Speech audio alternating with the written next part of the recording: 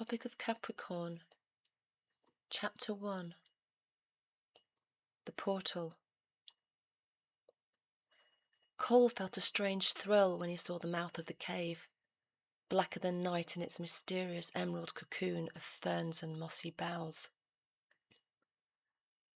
Whilst he had been seeking this very place with a pilgrim's determination, the sight still took him by surprise, delivering a small physical shock that he recognized as a magical charge emanating from deep within the timeless portal.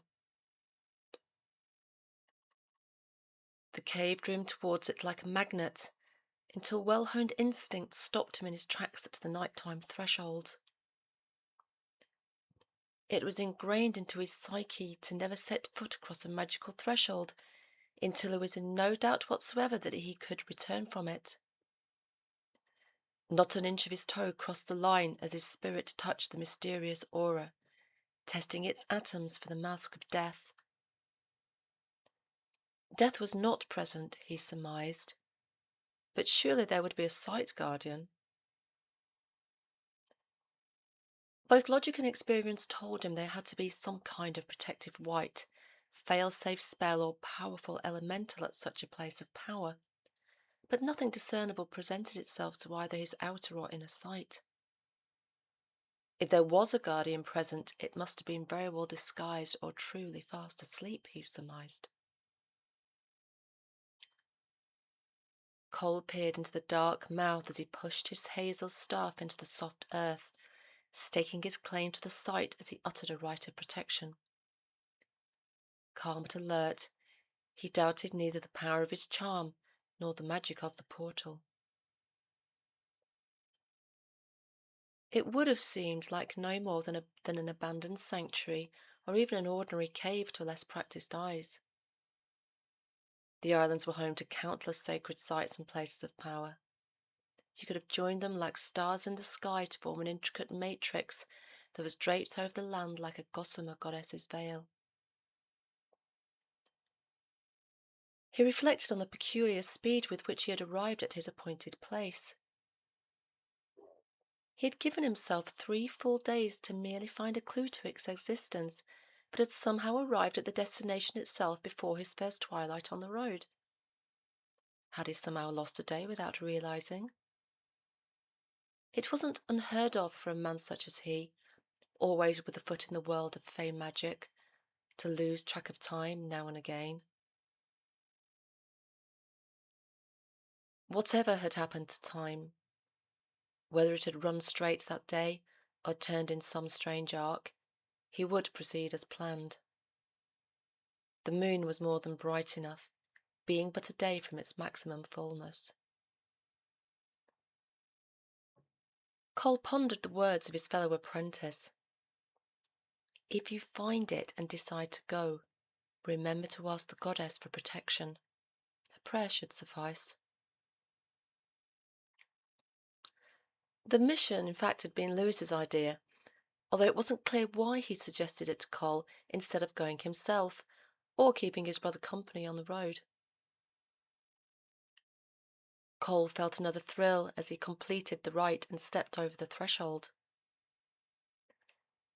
Deeply embedded into one of Albion's inhospitable and thickly tangled forests, the pregnant silence of the cave's interior was strengthened by the intricate tapestry of branches and leaves, which allowed nothing, not even the sound of wind or water, to penetrate it. Even the birds held their peace in the unnatural silence. The most interesting feature he could discern was an octagonal slab in the centre of the floor, barely visible in the half-light. He placed a fresh sprig of golden hypericum upon it and turned his attention to a smooth stone seat placed above the slab. He placed the crane bag he always carried with him on top of this seat and rolled the top of his green rowan staff, brother of hazel, in the palm of his hand, savouring its warm smoothness and running his thumb over the well-worn symbols he had carved into its surface 7 years past. The staff offered powerful protection against the mischief of gnomic beings, and could assist with passage through their underworld fortresses. but Cole already sensed that it wasn't gnomes, elves, or fairies he might need to placate. He put a hand inside his cloak and touched the copper amulet that was sewn into the pocket over his heart, running through the litany of rituals that were as much second nature to him as eating and drinking were to most people.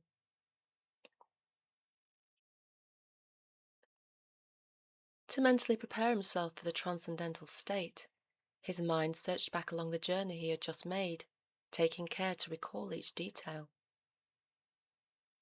A few hours earlier he had crossed paths with a small band of soldiers on the fosse, who were escorting a wagon load of lead from Lindis to Aix.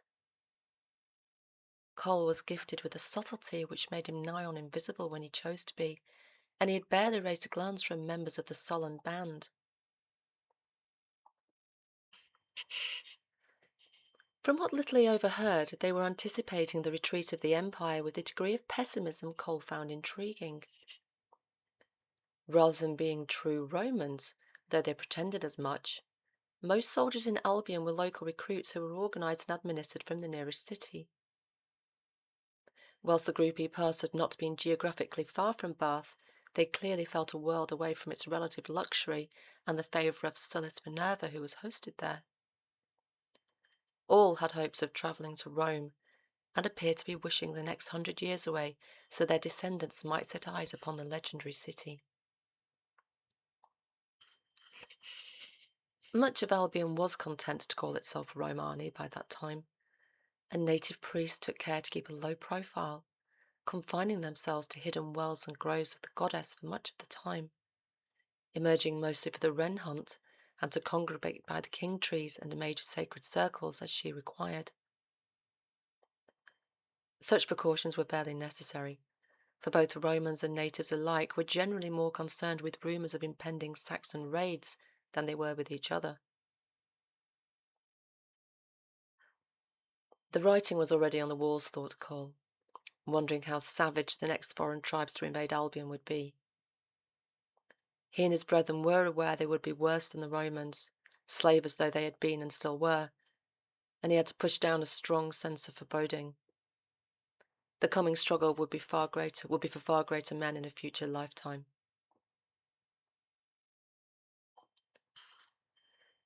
By the time he had separated away from the main road and was deep inside the womb of the forest, Cole had experienced a welcome detachment from the political concerns of the travellers, which also occupied his own tribal leaders for much of their precious time. The priesthood he had been born into was obsessed with devising a magical chain which would assert the independence of Albion once and for all. It was their singular abiding mission, and all the sorcery they could muster, all rites and appeals to the goddess and gods, were employed to that end. It would form the basis of their magic for many centuries, even millennia. All of them knew there would be a very long wait before the chain was complete, but their perseverance would pay off in the end, he thought with a zealot's certainty, as the uncouth voices faded from earshot.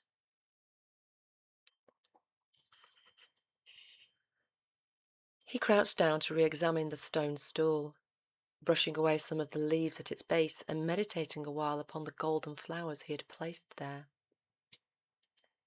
A runic talisman invoking water spirits had been carved into the seat alongside other, more obscure symbols that he did not understand.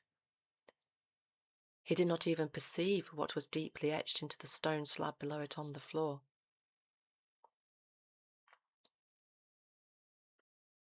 Cole stretched apart the top of his sack and extracted a series of well-used ceremonial objects. There was a small clay dish decorated with a simple tribal spiral motif, upon which he placed a clear quartz crystal before setting it down against the northern wall of the cave. For the water element, he had a smallish flask of strong fruit wine, from which he took a sip before putting it down by the western flank.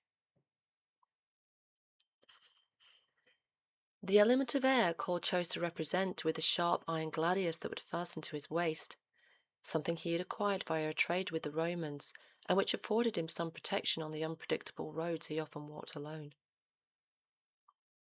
After a short deliberation, he had selected this weapon over the smaller sea axe he typically used in ritual work, for no other reason than the copper wire wrapped around the handle of the gladius appeared to gleam especially brightly in that moment. He took care to sprinkle some sea salt upon the ground before setting down the blade against the easternmost side of the cave. Fire would be on in the southern quarter, with a rabbit-skin vessel filled with rainwater he'd collected during the last electrical storm. Besides this, as soon as it was lit, he would place one of the thick beeswax candles he had moulded into the autumn past. The half-used yellow candle, into which he had ascribed a powerful mantra to his guardian spirit, was something he did not wish to conduct any sort of ritual without. But first he would have to build a fire.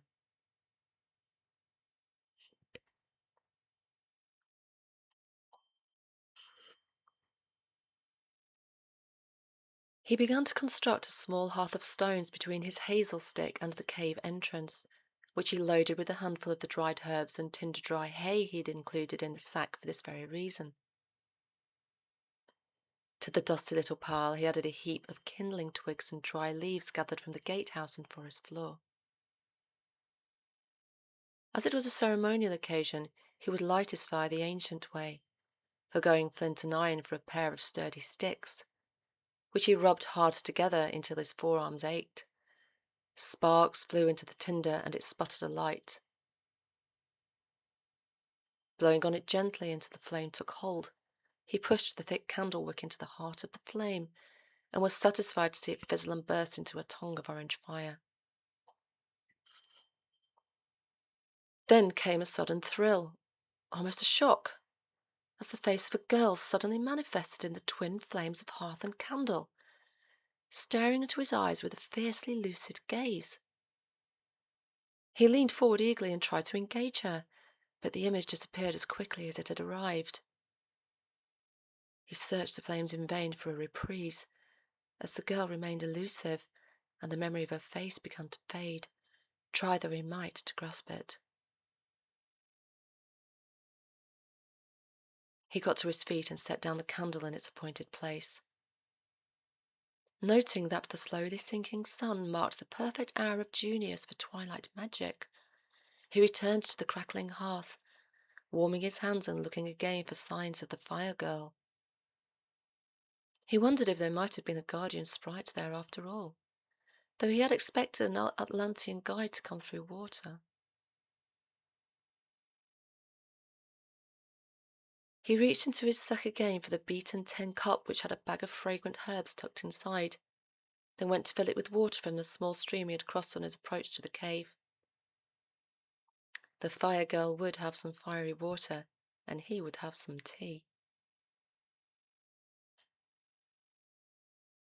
Upon returning from the stream and setting the brew to boil, he decided to make his magic circle around the entire mouth of the cave rather than the floor inside, tricky though this would be in the thick undergrowth. This way he could enclose within it the precious fire, which had so swiftly yielded to him a tantalizing mystery.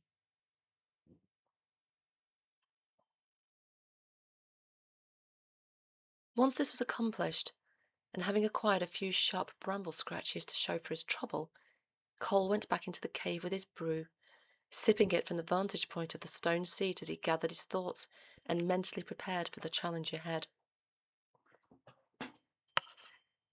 He tried to recall the image of the fire girl as he released his mind into a more meditative state, relaxed by the hot herbal tea and a sky that turned from ruby to Prussian blue velvet, studded with diamond-like stars.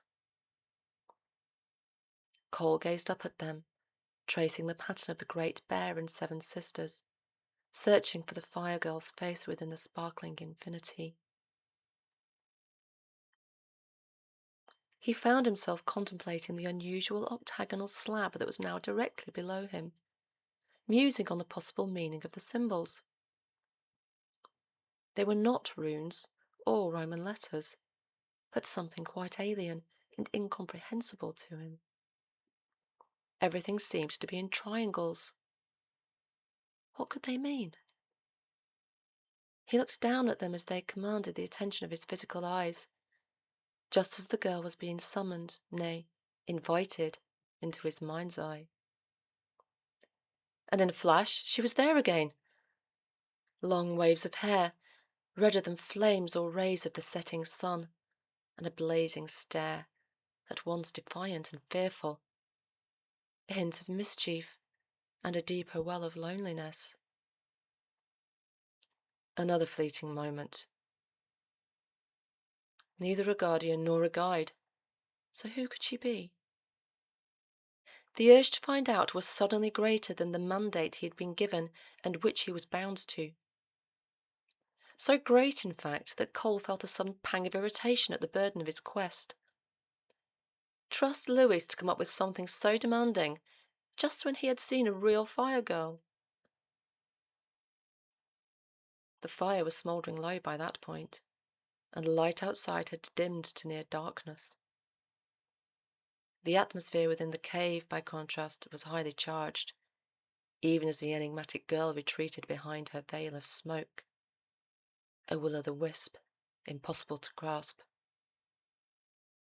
Reaching for his discipline, Cole focused again on Lewis, architect of his fate, who was settling down to a simple but satisfying dinner at that very moment, and who also happened to be thinking of him too.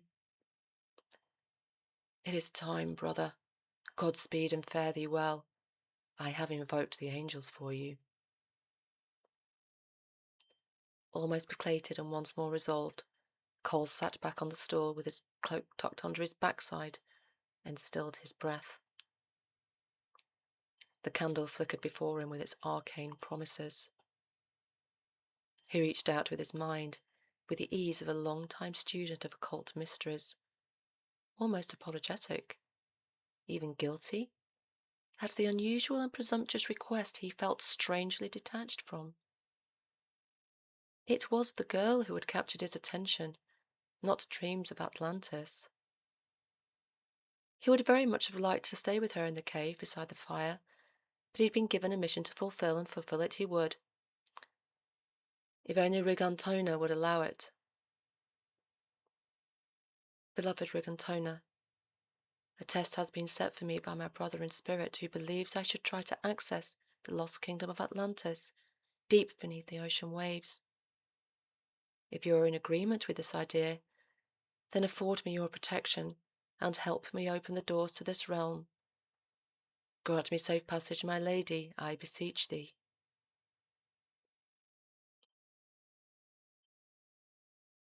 He had only just exhaled when a force akin to mild lightning jolted his body, accompanied by a penetrating crackling sound that could only be heard by his inner ears. Cole did not have time to wonder at the speed with which events were suddenly somehow unfolding, because he could already see a translucent figure emerging from the space in front of him. He was held in suspension as it approached, gazing with dry, unblinking eyes at the clairvoyant vision. Hovering before him was the ghostly top half of a large and corpulent, whiskery old fish, with a weirdly human-like face. Translucent, like all spirits. Had he ever seen the Pope's hat, Cole would have realized that this fish's head was very much like it. He found himself responding to its silent demand for answers before he even understood there'd been a question. He also understood, with no possibility for doubt, that there was no chance whatsoever of lying to the Threshold Guardian. Such a thing would be wholly impossible. As its great irritation was abundantly clear, awoken as it had been for the first time in millennia, Cole's response was prompt. I'm sorry to have disturbed you, sir, but my brother Lewis said I should try to visit Atlantis, and today I discovered this portal. He has asked for angelic protection on my behalf, and I have asked the goddess Rigantona for hers. So if you are also in agreement that this is a valid exercise, I'd appreciate it if... Before Cole even had time to finish, his hurried and sheepish appeal, everything changed in the twinkling of an eye. Could this strange, fish-headed entity have been the spirit of Pisces? So he would wonder 3 years later, when he was still reflecting on the extraordinary events which rapidly transpired in that weird little cave in the forest. As the immediate scene unfolded, however, he had no time to reflect upon anything, because no sooner were his intentions clear than Cole found himself in a mortifying situation of seemingly grave peril. The view from where he found himself sitting, on the bottom of the seabed, mercifully hidden from sight behind thick ribbons of seaweed, could hardly have been more alarming at that moment. The shock to his system was extreme. Some 30 yards away, in the murky grey-green water, floated a shadowy, titanic creature, which had the upper torso of a muscular man atop a terrible serpentine tail, spiraling out behind him as large as a full-grown elm tree. The figure was facing to the right, and its arms were bent away from his body at right angles from the shoulder and elbows. As Cole stared in his profound state of shock at the unimaginable creature, one thought only ran through his mind. If I can see him, what happens if he turns and sees me? Coupled with the fact of being deep under water with no obvious means of either breathing or escaping, the appalling urgency of the situation placed Cole under more immediate pressure than he had ever before experienced in the course of his 21 years' training, or indeed his life. He was a brave man, not easily given to fear, let alone panic, especially in the out-of-body state, where hormonal responses were less powerful than in the body. But he knew he was close to the edge. Please don't let it see me. Utterly transfixed by the awesome sight before his eyes, the apprentice was too shocked to either fear death or drowning, or to wonder at how, exactly, he had arrived at this state of maximum pressure. It had all come out of the blue. The wholly unexpected sight of the mythical beast had blown any other thought that may have been in his mind right out of the water. Somewhere in the back of his head, he also realized a clock was ticking, but he didn't know why. Suddenly, as entirely without warning as his arrival at the bottom of the ocean had been, a word popped into his head, which had such liberating force that it struck Cole as an unequivocal note of triumph.